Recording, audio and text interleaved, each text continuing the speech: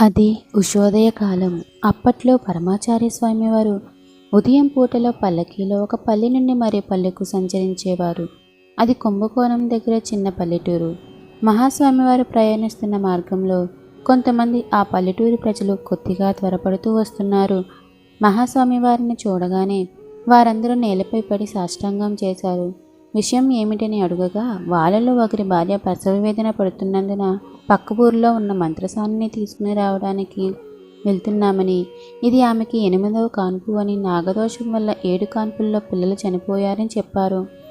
మహాస్వామివారు ఇదంతా విని ఆ భర్త బాధను అర్థం చేసుకుని అతనితో, అంతా ఆ భగవంతుని అనుగ్రహం, ఏమీ దిగులు పడాల్సిన పని లేదు, భయపడకు.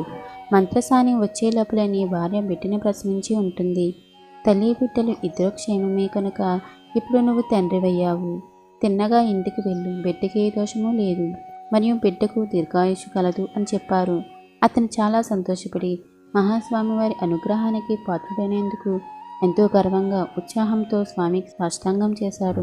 ఇంటికి వెళ్ళగా స్వామివారు చెప్పినట్లుగానే అంతా జరిగింది. ఆ బిడ్డ తర్వాతి కాలంలో గొప్ప విద్యావంతుడై అపార జ్ఞాన సంపన్నుడై సదరన్ విశ్వవిద్యాలయానికి ఉపకులపతి అయ్యాడు.